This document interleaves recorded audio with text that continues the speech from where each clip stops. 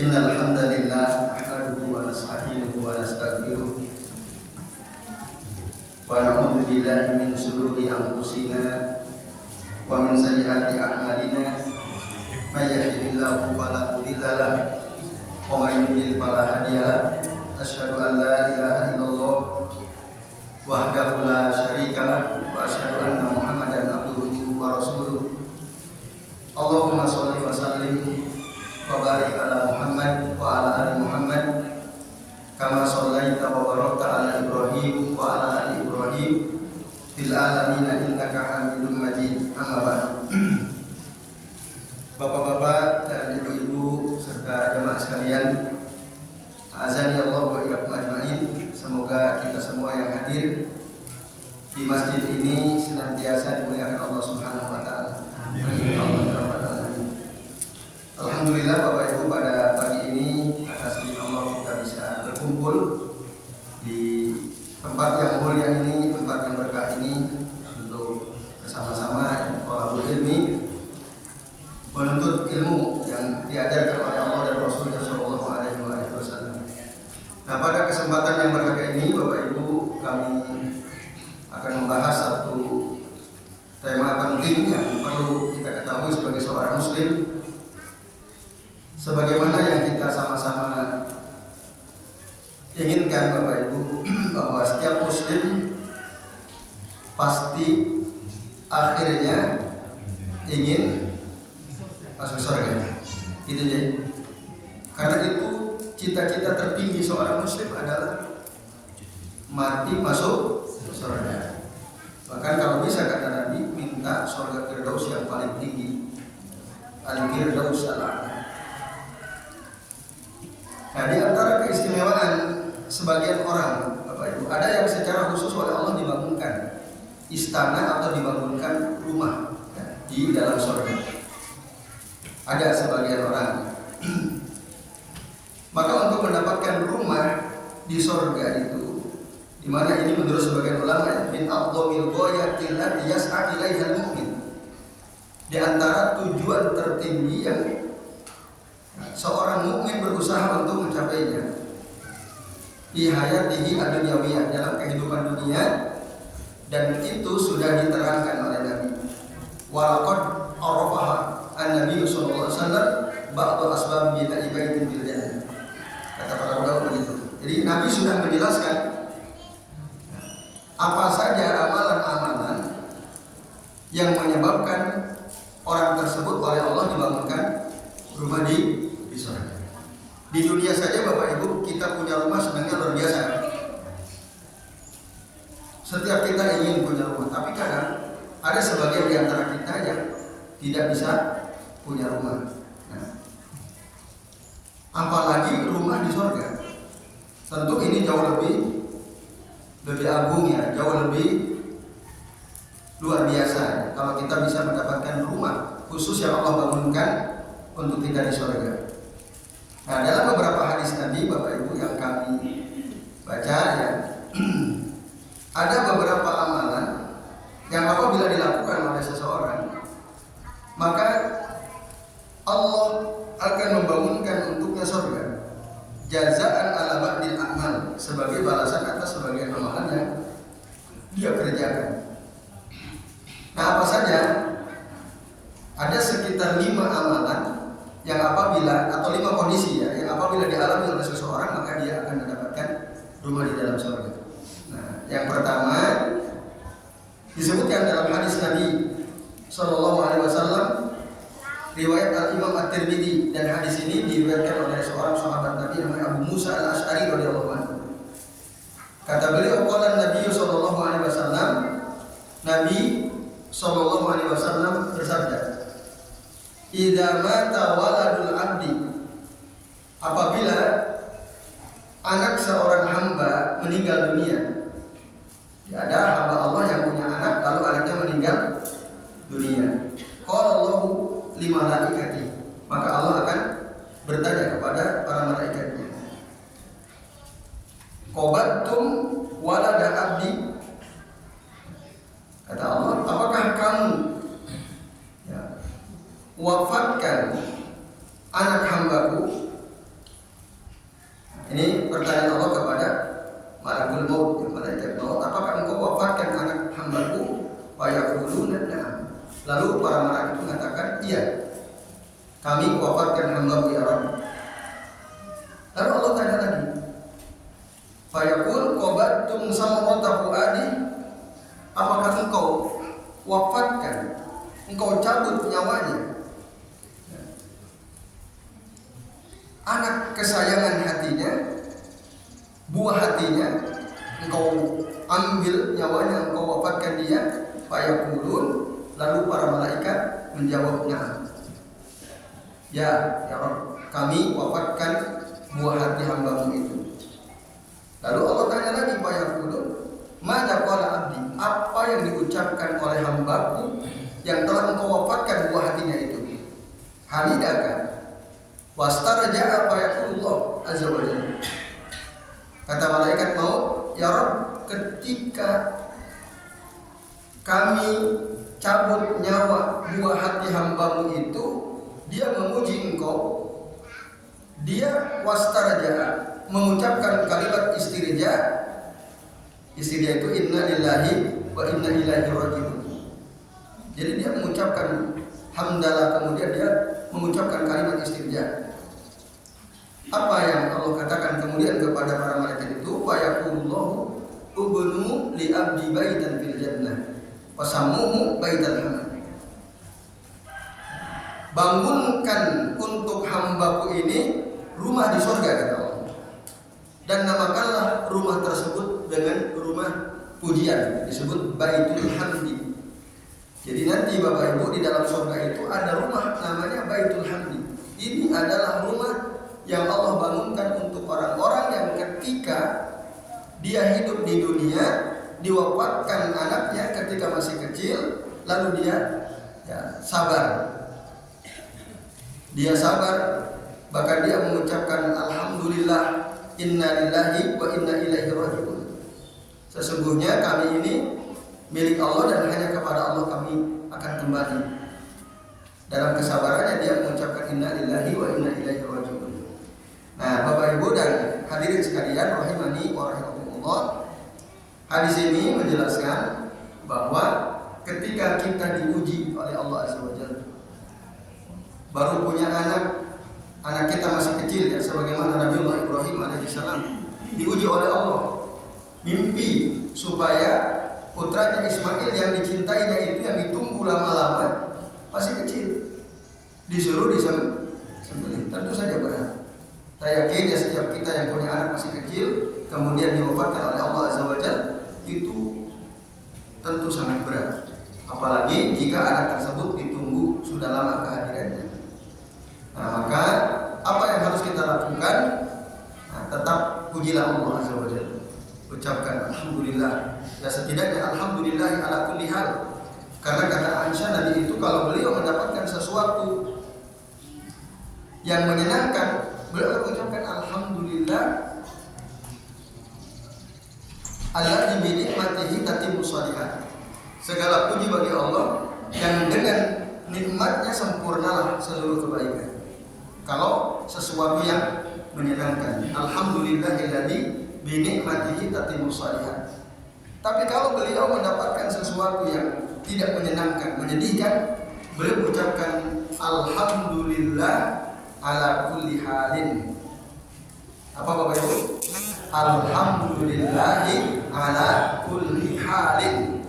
Segala puji bagi Allah apapun keadaannya. Itu yang biasa diucapkan oleh Nabi sallallahu alaihi wasallam.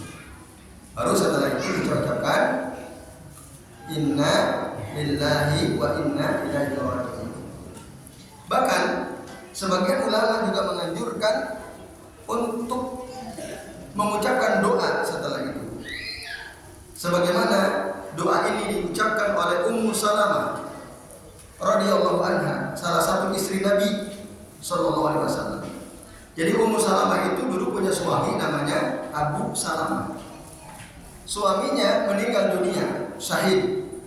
Masih muda usia beliau, kira-kira sekitar 34 tahun.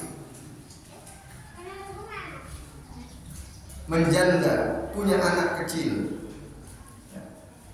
Lalu beliau mengucapkan kalimatul istirja, inna lillahi wa inna ilaihi raji'un, dan beliau melanjutkan Allahumma, ya Allah, Allahumma ajurni fi musibati wa akhlif li khairan minha. Nah, itu lanjutan setelah mengucapkan kalimat al-istirja. Allahumma ajurni fi musibati wa akhlif li khairan minha. Artinya, Allahumma ajurni fi musibati, ya Allah, berikanlah pahala kepadaku dalam musibahku ini. Kan kena musibah, kita sedihnya ditinggal mati oleh anak kita masih kecil. Nah, kalau Ummu Salamah ditinggal wafat oleh suaminya, maka mengucapkan Allahumma ajurni fi musibati, ya Allah, berikanlah pahala kepadaku dalam musibahku ini, wa akhlif li khairan minhu, dan gantilah untukku yang lebih baik daripadanya. Jadi Ummu Salamah berdoa kepada Allah, semoga Allah memberikan pahala kepadanya dan mengganti. Siapa berarti? Mengganti siapa ini? Suaminya. Minta diganti, bahkan dengan yang lebih baik. Abu Salamah sangat dicintai oleh dirinya, oleh Ummu Salamah. Nah, lalu ketika ditanya kenapa mengucapkan itu, kata beliau, aku pernah mendengar Rasul sallallahu alaihi wasallam bahwa kita dianjurkan untuk mengucapkan itu ketika kena musibah. Allahumma ajurni fi musibati wa akhlif li khairan minha. Apa yang terjadi Bapak Ibu? Ummu Salamah akhirnya dilamar oleh Nabi sallallahu alaihi wasallam. Setelah habis masa iddahnya, dilamar oleh Rasul sallallahu alaihi wasallam. Dapat yang lebih baik atau tidak? Jelas jauh lebih baik Rasul. Maka bapak-bapak ya, kalau ditinggal mati oleh istrinya, baca di doa ini. Begitu juga ibu-ibu sampai bawah. Kalau yang memang punya niat untuk berumah tangga lagi, doa itu bapak ibu. Insya Allah nanti Allah ganti dengan yang lebih baik. Nah, pun begitu apabila kita ditinggal mati oleh anak kita yang kita sayangi, dia masih kecil, belum balik, ucapkanlah doa itu, semoga nanti segera Allah ganti lagi.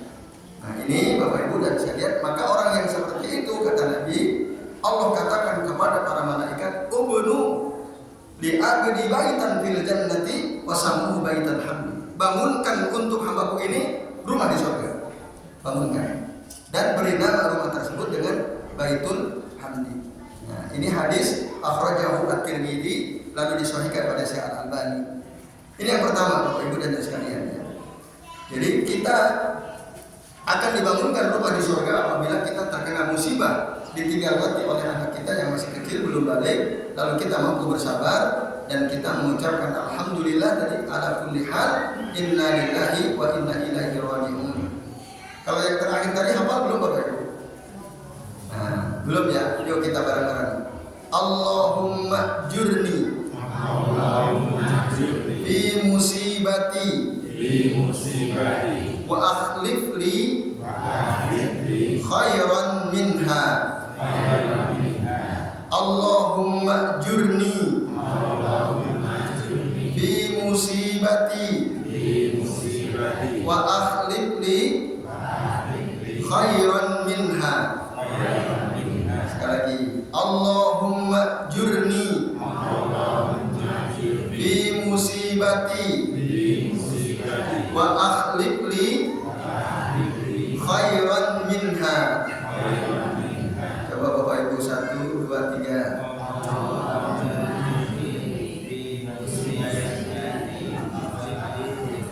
Wa akhlif li khairan minha. Alhamdulillah, hafal ya? Hafal insya Allah. Nanti kalau belum bisa sama Bapak. Oke, baik Bapak Ibu, ini yang pertama. Ya. Ini penting Bapak Ibu. Dan doa ini tadi bisa dibaca kapan saja, model musibah apapun. Misal, mungkin saja di antara kita kadang-kadang kena musibah, motor kita dicuri orang, atau apa kita kena musibah, maka berdoa. insya Allah nanti apa yang hilang dari kita, dan itu musibah tentu saja, kalau kita berdoa dengan doa ini Allah akan ganti dengan yang lebih baik. Nah, tentu syaratnya ketika kita berdoa dengan doa tadi kita paham maknanya. Tidak hanya sekedar mulut kita komat kamit tapi nggak ngerti maknanya. Karena di antara syarat diijabahnya doa seseorang adalah ketika hatinya tidak lalai. Karena kata Nabi, innallaha la yastajibu du'aan min qalbin ghafilin lahin. Sesungguhnya Allah Subhanahu wa taala tidak akan mengijabah doa dari orang yang hatinya lalai. Mulutnya komat kamit baca doa tapi hatinya kemana-mana, itu nggak akan diijabah. Jadi pada saat kita berdoa, antara hati dan lisan kita, pikiran kita fokusnya pada apa yang kita mohon kepada Allah Subhanahu wa taala. Itu yang pertama. Yang kedua, Bapak Ibu dan Saudara sekalian, di antara amalan yang bisa menyebabkan Allah akan membangunkan rumah untuk kita di surga adalah istiqomah menjaga sholat rawatib qobliyah ba'diyah sebanyak 12 rakaat ya, siang dan malam. Istiqomah menjaga sholat rawatib itu qobliyah dan ba'diyah sebanyak 12 rakaat siang malam. Artinya ya, Bapak Ibu dan sekalian, setelah atau sebelum sholat fardu kita dianjurkan untuk sholat qobliyah, atau sebagian sholat nanti ada sholat ba'diyah. Nah, itu disebutkan dalam hadis yang diriwayatkan oleh seorang istri Nabi juga, namanya Ummu Habibah radhiyallahu anha. Qalat Nabi sallallahu alaihi wasallam, man shalla fi yaumin wa lailatin isnatai asrata rak'atan. Barang siapa sholat sehari semalam sebanyak 12 rakaat nafilah, sholat sunnah rawatib, bana au buniya lahu baitun fil jannah, Allah akan bangunkan untuknya rumah di surga. Hadis akhrajahu Muslim. Nah, ini Bapak Ibu dan sekalian, maka jangan dianggap remeh itu sholat qobliyah. Nah, 12 rakaat yang dimaksud ini adalah ar-rawatib al-muakkadah, sholat rawatib yang ditekankan. Nabi selalu menjaganya ketika tidak sedang safar.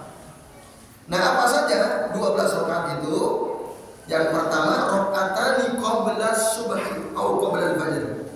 2 rakaat sebelum subuh. 2. Kemudian arba'u raka'atin ba'da zuhri.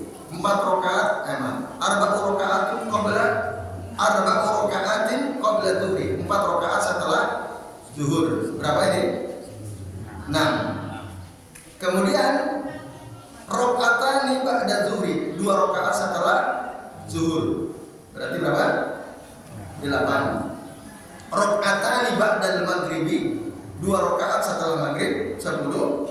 Dan yang ke-12-nya raka'atani ba'dal isya.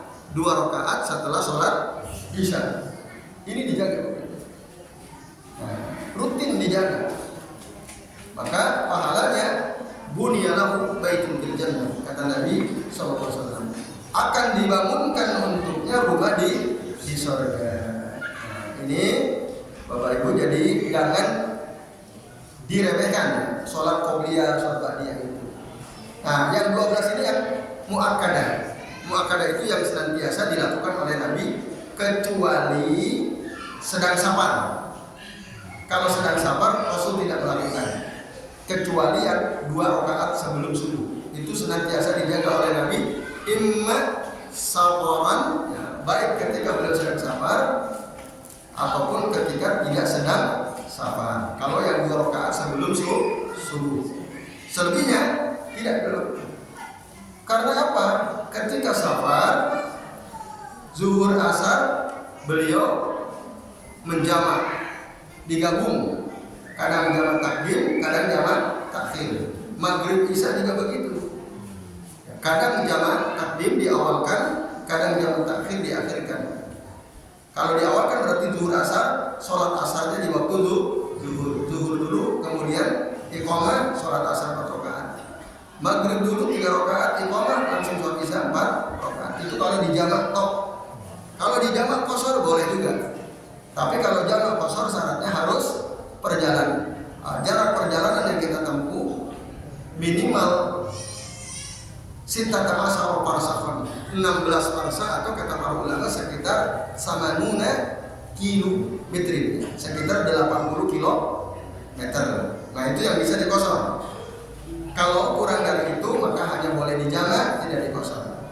Nah makanya Nabi wong sholat 4 aja dikosor jadi 2, masa kita sholat rawatib? Nah, kata para ulama tidak. Nabi meninggalkan itu. Yang fardu saja diringkas. Maka kalau kita sedang safar pada itu tidak perlu ada sholat qobliyah atau sholat ba'diyah. Nah itu karena tadi kita jamak atau kita qashar. Ya baik, itu Bapak Ibu dan jamaah sekalian, a'adzanillahu wa iyyakum. Yang kedua apa tadi? Kalau kita ingin dibangunkan rumah di surga, menjaga sholat rawatib sebanyak 12 rakaat. Bisa Bapak Ibu? Bisa, insya Allah. Maka kalau habis sholat itu jangan langsung pulang, zikir dulu, sholat dulu. Kecuali ba'da asar dan ba'da subuh itu nggak ada ya. Tapi kalau qabla asar boleh. Tapi tidak muakkad. Muakkad. Sebelum maghrib sholat sunnah qabliyah boleh. Tapi Rasul tidak menekankan. Sebelum isya sholat qabliyah boleh? Boleh. Tapi Rasul tidak menekankan. Yang ditekankan 12 rakaat. Nah ini Bapak Ibu dan jamaah sekalian, kemudian yang ketiga Bapak Ibu dan hadirin sekalian rahimani wa rahimakumullah. Sebagian ulama ada mengatakan membaca surah Al-Ikhlas 10 kali setiap hari. Nah, berdasarkan hadis dari Mu'ad bin Anas Al-Juhani radhiyallahu anhu, beliau mengatakan qala Nabi sallallahu alaihi wasallam man qara'a surat Al-Ikhlas, barang siapa yang membaca surah Al-Ikhlas qul huwallahu ahad hatta yahtimaha asra marratin banallahu lahu qasran fil jannah. Barang siapa yang membaca surah Al-Ikhlas qul huwallahu ahad sampai selesai, maka Allah akan bangunkan untuknya istana di dalam surga. Maka ada Umar Ibn Khattab radhiyallahu anhu, berkata Umar Ibn Khattab radhiyallahu anhu, "Idzan astaghfiru ya Rasulullah." Oh kalau begitu saya akan memperbanyak membaca surah Al-Ikhlas ya Rasulullah. Karena 10 kali kita membaca dibangunkan rumah di. Berarti kalau saya bacanya 20, berapa rumah dapat? 2. Kalau baca 30, 3. Makanya Umar kalau gitu saya akan perbanyak aja supaya rumah saya banyak nanti. Banyak kaplingan saya nanti di sana. Umar bilang begitu Bapak. Apa kata Nabi? Qala Nabi sallallahu alaihi wasallam, Allahu akbar wa atyab. Allah itu karunianya jauh lebih banyak, jauh lebih bagus. Enggak ada masalah sekali.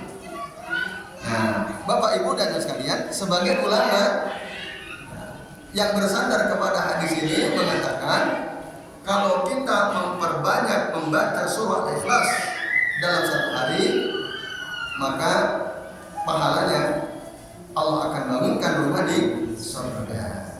Tetapi tadi apakah ada keterangan kapan membaca surah Al-Ikhlas 10 kali ini? Tidak ada keterangan. Waktunya kapan? Tempatnya di mana? Tidak ada. Berarti ini mutlak. Tapi, nah ini perlu kami garis bawahi Bapak Ibu. Para ulama hadis meneliti hadis ini, sehingga kesimpulan bahwa hadis ini di dalam sanadnya ada beberapa orang perawi, di antaranya Ibnu Luhaiyah, kemudian Rusdin bin Sa'ad, ada Zabban bin Fa'id. Ketiga orang ini dianggap lemah, dhaif oleh para ulama hadis. Bahkan Bapak Ibu dan sekalian, Al-Imam Ahmad bin Hanbal mengatakan ahaditsu Zabban bin Fa'id manakir, hadis-hadisnya hadis mungkar. Bahkan Ibnu Ma'in, guru Al-Imam Al-Bukhari mengatakan syekhun dhaif. Ini adalah seorang guru yang lemah. Al-Imam Ibnu Hibban mengatakan mungkarul hadis jiddan. Ini hadis yang mungkar. Nah, oleh karenanya yang ketiga ini membaca surah Al-Ikhlas 10 kali balasannya akan dibangunkan rumah di surga. Menurut para ulama hadis yang hati-hati, ini tidak bisa dijadikan hadis ini sebagai dasar ya untuk diamalkan. Artinya ini nggak diterima, pardon. Walaupun para ulama mengakui bahwa surah Al-Ikhlas itu memiliki banyak keutamaan, tapi keutamaan untuk bisa dibangunkan rumah di surga ini hadisnya bermasalah, yaitu hadis yang dhaif, hadis yang mungkar. Tapi Nabi dalam hadis yang sahih, beliau selalu membaca surah Al-Ikhlas sebelum tidur. Disebutkan kata Aisyah radhiyallahu anha, kana Nabi sallallahu alaihi wasallam idza awa ila firashihi kulla lailatin jama'a kafaihi summa nafasa fihima. Rasul itu Bapak Ibu, ketika beliau mau tidur setiap malam jama'a kafaihi, beliau menggabungkan kedua telapak tangannya seperti ini. Summa nafasa fihima faqara fihima qul huwallahu ahad, qul a'udzu birabbil falaq, qul a'udzu birabbin nas. Nah, beliau lakukan waya palu tadi kasala sama Allah. Beliau lakukan hal itu diulang-ulang 3 kali. Jadi kita kumpulkan Bapak Ibu seperti ini, bacaan Ikhlas, bacaan Falaq, bacaan An-Nas. Lalu tiupkan. Setelah itu usaplah kepala kita, wajah kita, dan seluruh anggota tubuh kita yang bisa dijangkau oleh kedua tangan kita. Itu yang biasa dilakukan oleh Nabi, dan ini Bapak Ibu adalah amalan untuk melindungi diri kita dari kejahatan makhluk. Ya. Atau sebagai dalam menyebut cara untuk meruqyah setiap hari diri kita sendiri. Karena gangguan jin syaitan itu kan selalu terbuka setiap saat. Siapapun kita bisa kena. Nah, caranya adalah setiap kita mau tidur lakukan ini, Bapak Ibu. Kira-kira bisa Bapak Ibu? Bisa insya Allah. Ini hadis Sahih Bukhari. Ini hadis sahih. Kemudian beliau juga senantiasa membaca surah Al-Ikhlas, Al-Falaq, An-Nas salah samarrat 3 kali setiap pagi ba'da subuh, sebelum syuruk, sebelum terbit matahari, atau ba'dal asri qabla ghurubi syamsi, setelah asar, sebelum tenggelam matahari. Baca surah ini 3 kali. Al-Ikhlas, Al-Falaq, An-Nas. Disebutkan hadisnya dari Abdullah bin Habib radhiyallahu anhu qala li Rasulullah SAW, berkata kepada Rasul SAW, iqra, bacalah olehmu qul huwallahu ahad wal muawwidataini ila tumsi wa ila tusbih, salah sama takfika min kulli syai. Bacalah olehmu qul huwallahu ahad, qul a'udzu birabbil falaq, qul a'udzu birabbin nas, ketika sore dan pagi hari, salah sama 3 kali kata Nabi, takfika min kulli syai, cukup untukmu melindungi dirimu dari segala sesuatu. Nah, pagi petang, ba'da subuh sebelum terbit matahari, ba'da asar sebelum tenggelam matahari. Rutinkan Bapak Ibu baca surah Al-Ikhlas. Nah, ini hadisnya sahih, akhrajahu At-Tirmidzi, disahihkan oleh Syekh Al-Albani. Nah, ini amalan yang hadisnya sahih ya, tapi yang 10 tadi enggak. Yang dibangunkan rumah di surga itu tidak sahih hadisnya. Baik, kemudian yang keempat kesadian, di antara amalan perbuatan yang menyebabkan Allah bangunkan kita rumah di surga adalah menutup celah dalam sholat kita, Bapak Ibu. Kalau panjenengan sholat berjamaah di masjid ini, lalu di depan kita kok ada satu celah, itu jangan dibiarkan, tutup celah itu. Maka dalam hadis sahih riwayat Imam Ahmad dalam kitab Musnadnya, Bapak Ibu, qala Nabi sallallahu alaihi wasallam, man sadda furjatan banallahu lahu baitan fil jannah wa rafa'ahu biha darajah. Barang siapa yang menutup celah dalam sholat, Allah akan bangunkan untuknya rumah di surga. Bahkan Allah akan ditinggikan, rafa'ahu biha darajah. Allah akan tinggikan dia derajatnya di surga. Nah itu. Dalam hadis yang lain dari Aisyah radhiyallahu anha, riwayat Ibnu Majah mengatakan, "Innallaha wa malaikatahu yusholluna 'alal ladzina yasiruna sufuh." Sesungguhnya Allah dan para malaikatnya bersolawat kepada orang-orang yang menyambung shaf dalam sholat. Terpisah dia sambung. Wa man sadda furjatan rafa'ahu Allahu biha darajat. Atau wa man sadda furjatan bana Allahu lahu baitan fil jannah. Nah, barang siapa yang menutup celah shaf, maka Allah akan tinggikan dengannya derajat dia di surga dan akan Allah bangunkan untuknya rumah di surga. Nah, ini hadis dari Aisyah, riwayat Ibnu Majah, disahihkan oleh Syekh Al-Albani. Oleh karena itu Bapak Ibu, ya kalau kita tadi sholat berjamaah melihat kok ada celah, itu jangan dibiarkan, maju. Gitu. Bahkan jangan sampai kita membuat shaf baru ketika di shaf depan masih ada. Kadang-kadang kan begitu Pak ya, di masjid itu. Di ujung sebenarnya masih ada, di sana masih ada. Orang malah bikin shaf baru. Padahal ada celah, itu pahala luar biasa. Muat nggak ya? Muat nggak ya? Nanti muat, masuk aja. Biasanya memang kelihatan nggak muat, tapi kalau kita masuk, itu lentur kan, akan ini sendiri ya. Nah ini Bapak Ibu, bahkan misalnya kita sholat di shaf yang kedua, di shaf depan ini ada salah satu jamaah mungkin dia batal, dia keluar. Kita yang di belakang lupa maju, gitu. Untuk menutup celah shaf tersebut, pahalanya besar luar biasa. Apakah boleh kita maju? Boleh.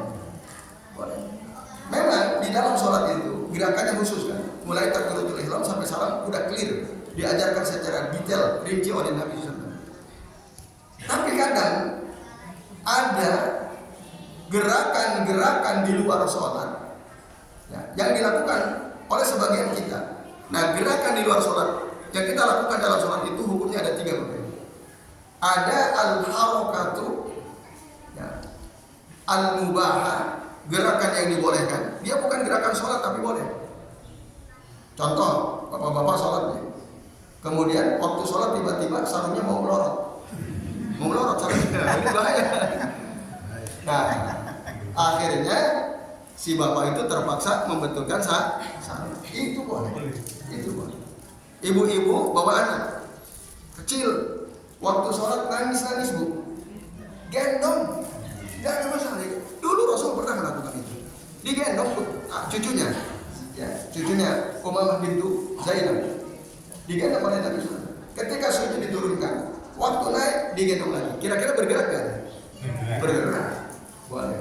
Bahkan sebagian ulama al-mu'asir, ulama modern Bapak Ibu, ketika kita lagi sholat nih, bawa handphone di kantong kita, tiba-tiba bunyi ringtone-nya dangdutan lagi kan, lagi sholat. Mungkin repot kalau didiamkan. Nah itu ambil Pak, ambil HP-nya, matikan. Itu tidak merusak sholat. Itu gerakan yang dibawa daripada ganggu. Itu. Kalau pas taruhnya di depan ya kita jongkok gitu, ambil, matikan. Menurut para ulama al-mu'asir ya, itu gerakan yang dibolehkan. Yang kedua ada al-harakatul mustahabbah, gerakan yang bukan bagian dari gerakan sholat tapi dianjurkan.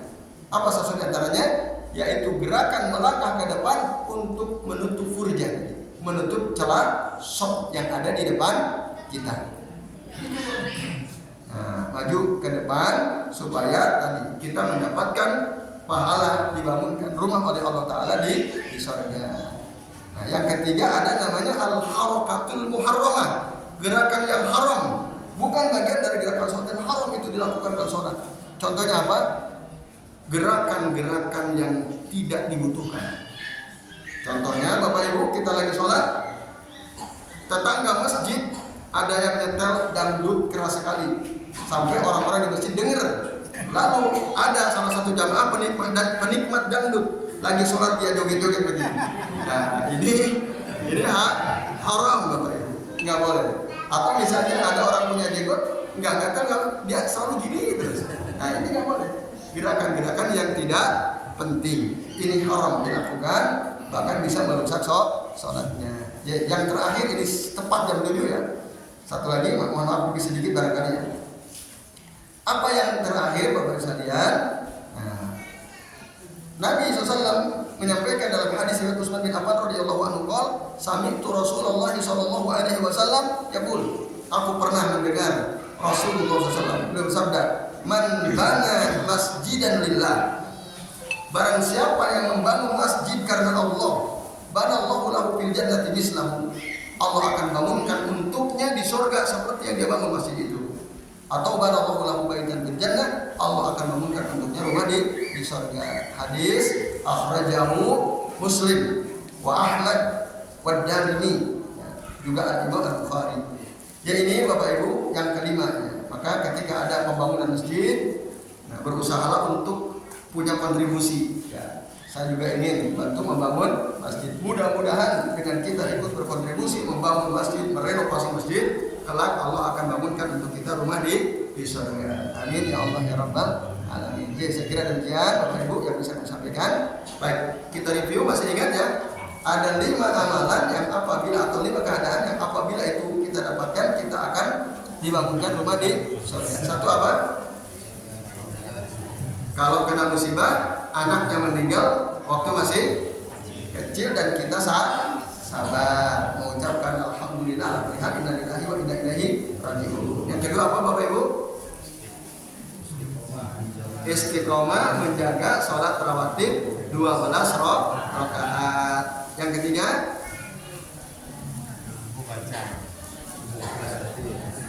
tadi membaca surah Al-Ikhlas 10, tapi ini hadisnya lemah dan tidak perlu diamalkan. Yang ketiga. Yang keempat apa? Menutup celah dalam sholat jamaah. Betul sekali. Yang terakhir, membangun masjid ikhlas karena Allah. Ya, baik Bapak Ibu dan sekalian, alhamdulillah. Sementara ini saja yang bisa kita bahas. Mudah-mudahan bermanfaat, dan tentu kami mohon maaf apabila yang kami sampaikan ada kesalahan. Dan kami akhiri wassallallahu ala Muhammadin wa ala alihi wa sahbihi wa baraka wa sallama alaihi ajma'in. Billahi taufiq wal hidayah. Wassalamualaikum warahmatullahi wabarakatuh. Waalaikumsalam. Baik Bapak Ibu dan sekalian, kita berdoa bersama-sama. Mudah-mudahan kumpulnya kita di tempat yang berkah ini dan hadirnya kita di majelis ilmu ini menjadi pahala buat kita, menjadi penghapus dosa-dosa kita. Amin ya Allah ya Rabbal alamin. Baik, kami berdoa, Bapak Ibu mengaminkan doa kami. A'udzubillahi minasyaitonir rajim. Bismillahirrahmanirrahim. Alhamdulillahirabbil alamin, hamdan syakirin, hamdan na'imin, hamdan yuwafi ni'amahu wa yukafi mazidah. Ya Rabbana lakal hamdu kama yanbaghi li jalali wajhikal karim wa 'azimi sultanik. Allahumma shalli wa sallim wa barik ala Muhammad wa ala ali Muhammad kama shallaita wa barakta ala Ibrahim wa ala ali Ibrahim innaka Hamidum Majid. Allahumma inna nas'aluka bi anna nashhadu annaka anta Allah la ilaha illa anta al-ahad as-samad alladhi lam yalid wa lam yulad wa lam yakul lahu kufuwan ahad. Allahumma ighfir lana wa li ikhwanina alladhina sabaquna bil iman wa la taj'al fi qulubina ghillan lil ladzina amanu rabbana innaka ra'ufur rahim. Allahumma qsim lana min khashyatika ma ta'ulu bainana wa baina ma'asik wa min ta'atika ma tuballighuna bihi jannatak wa min al-yaqin ma yuhawwinu bihi alaina masa'ib dunya. Allahumma matti'na bi asma'ina wa absarina wa quwwatina ma ahyaytana waj'alhu al-warisa minna waj'al thaqqana 'ala man zalamana wansurna 'ala man adana wansurna 'ala man adana. Allahumma la taj'al musibatana fi dinina wa la taj'al ad-dunya akbar hammina wa la mablagha ilmina wa la tusallit 'alaina man la yarhamuna. Allahumma ij'alna muqimas shalah wa min dhurriyyatina rabbana taqabbal du'a. Allahumma inna nas'aluka ilman nafi'an wa rizqan thayyiban wa amalan mutaqabbala wa shifaa'an min kulli da'i wa saqam. Rabbana hab lana min azwajina wa dhurriyyatina qurrata a'yun waj'alna lil muttaqina imama. Rabbana atina fid dunya hasanah wa fil akhirati hasanah wa qina adzabannar. Subhana rabbina rabbil izzati amma yasifun wa salamun alal mursalin wa akhiru da'wana alhamdulillah.